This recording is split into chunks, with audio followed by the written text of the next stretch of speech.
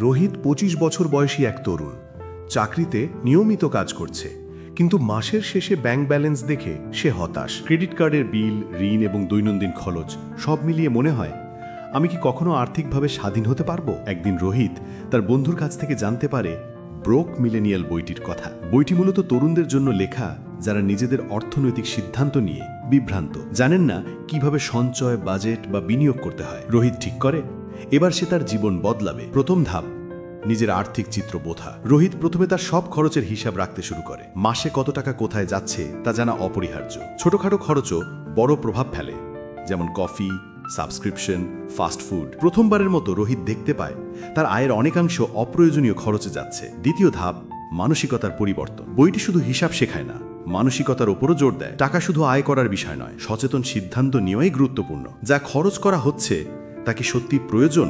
প্রতিটি খরচের পেছনের কারণ বোঝা জরুরি। বন্ধুরা যখন নতুন গ্যাজেট বা লাক্সারি জিনিস কিনছে, রোহিত শেখে তার আর্থিক লক্ষ্য আগে গুরুত্বপূর্ণ। তৃতীয় ধাপ, বাজেটিং। রোহিত বই থেকে শেখে 50-30-20 নিয়ম। 50% খরচ দৈনন্দিন প্রয়োজনীয়তার জন্য, 30% ইচ্ছামতো বা বিনোদনের জন্য, 20% সঞ্চয় ও বিনিয়োগের জন্য। প্রথম মাসে এটি কঠিন মনে হলেও রোহিত ধীরে ধীরে অভ্যেসে পরিণত হয়। চতুর্থ ধাপ, ঋণ এবং ক্রেডিট কার্ড। রোহিত বুঝতে পারে তার সব বড় সমস্যা হলো ক্রেডিট কার্ডের বিল। বইয়ে বলা আছে হাই ইন্টারেস্ট ডেট আগে পরিশোধ করতে হবে। ঋণ দ্রুত পরিশোধ না করলে ভবিষ্যতে আর্থিক চাপ আরও বেড়ে যায়। রোহিত একটি পরিকল্পনা বানায়। 1. প্রতি মাসে ঋণ পরিশোধের জন্য নির্দিষ্ট অর্থ রাখা। 2. অপ্রয়োজনীয় খরচ কমানো। 3.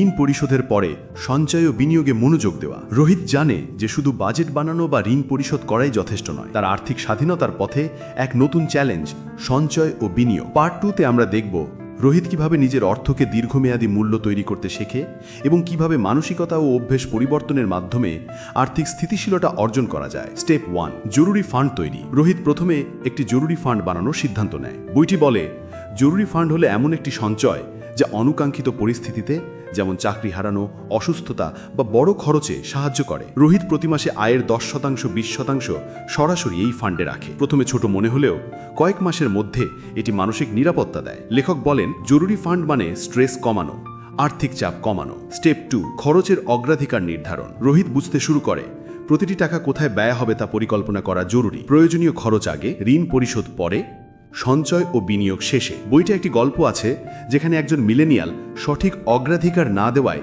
মাসের শেষে সঞ্চয় করতে পারেনি।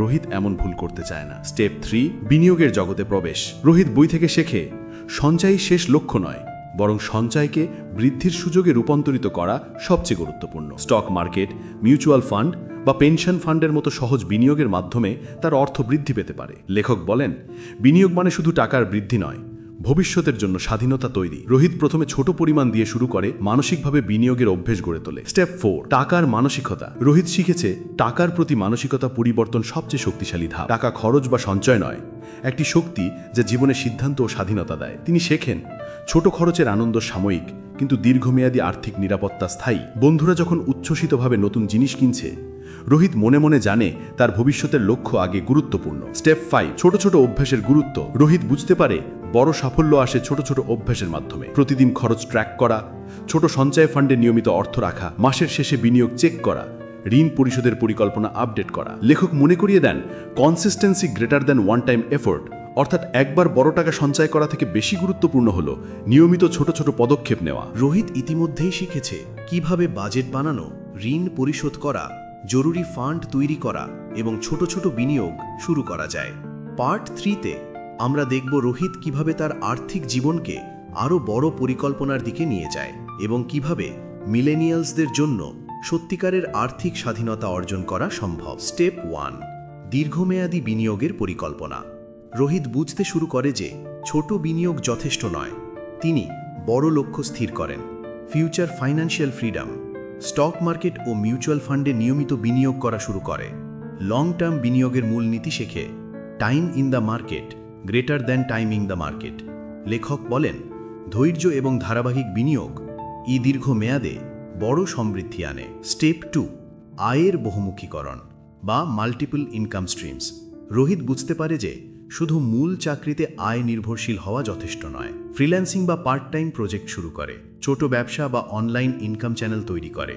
বইটি বলে একাধিক আয় উৎস মানে ঝুঁকি কমানো এবং আর্থিক স্থিতিশীলতা।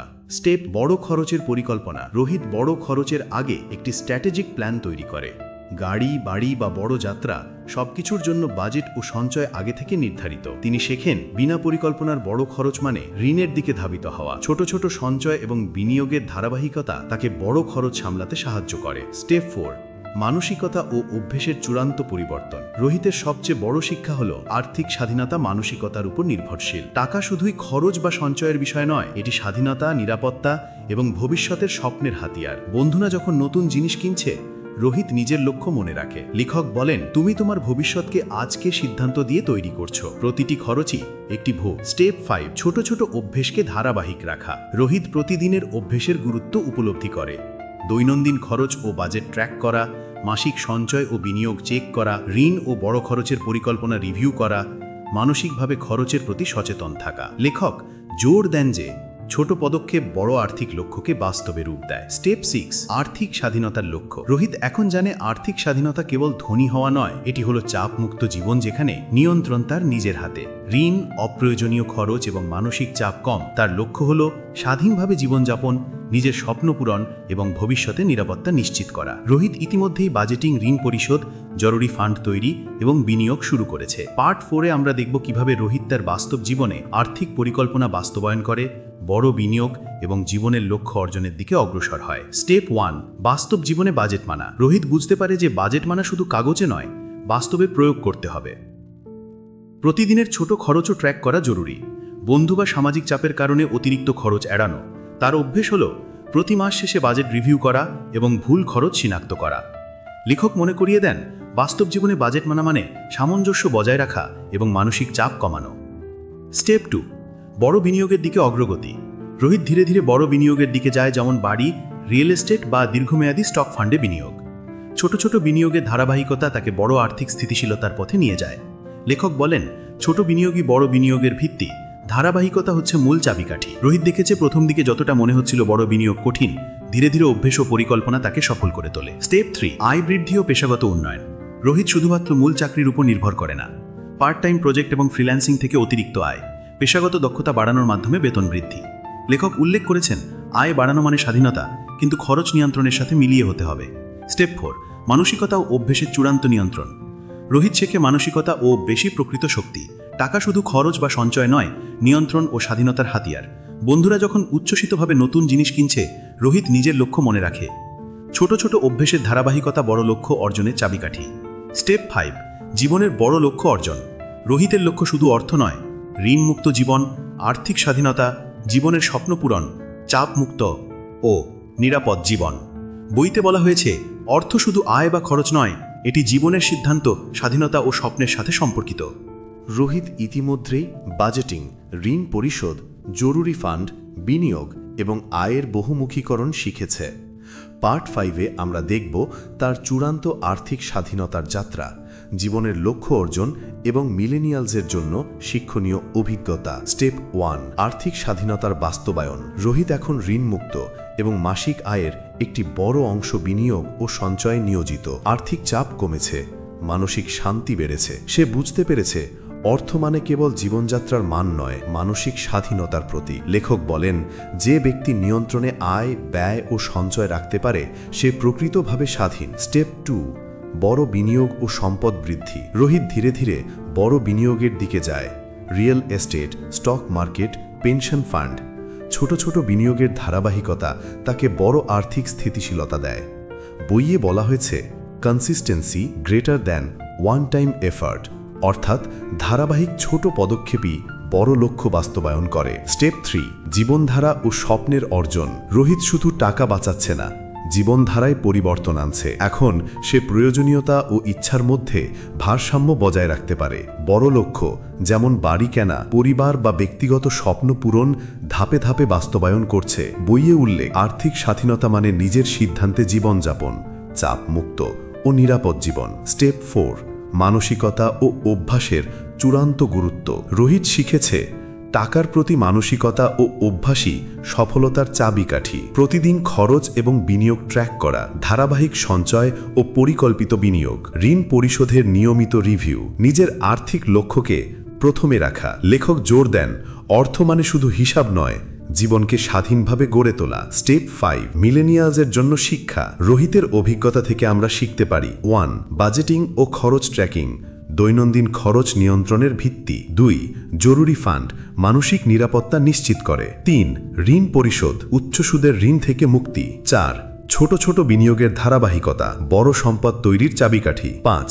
আয় বৃদ্ধির পরিকল্পনা, বেশ কয়েকটি আয়ের উৎস ঝুঁকি কমায়। 6. মানসিকতা ও অভ্যাস পরিবর্তন, দীর্ঘমেয়াদী স্বাধীনতা নিশ্চিত করে। রোহিতের যাত্রা আমাদের শেখায় আর্থিক স্বাধীনতা কোনো স্বপ্ন নয়, এটি পরিকল্পনা, অভ্যাস ও ধারাবাহিক প্রচেষ্টার ফল। ছোট পদক্ষেপও সময়ের সাথে বড় ফলাফল দেয়। মিলেনিয়ালসরা যারা আর্থিক চাপ ও বিভ্রান্তিতে ভুগছেন, তারা এই বই থেকে বাস্তব শিক্ষা নিতে পারেন। শেষ কথা, আজকের সঠিক সিদ্ধান্তই আগামীকালকে স্বাধীন করে তোলে। বন্ধুরা, যদি আজকের ভিডিওটি আপনাদের ভালো লেগে থাকে, অনুপ্রেরণা পান, তাহলে অবশ্যই লাইক দিন, বন্ধুদের সাথে শেয়ার করুন আর সবচেয়ে গুরুত্বপূর্ণ, আমাদের চ্যানেলটি সাবস্ক্রাইব করুন। ধন্যবাদ।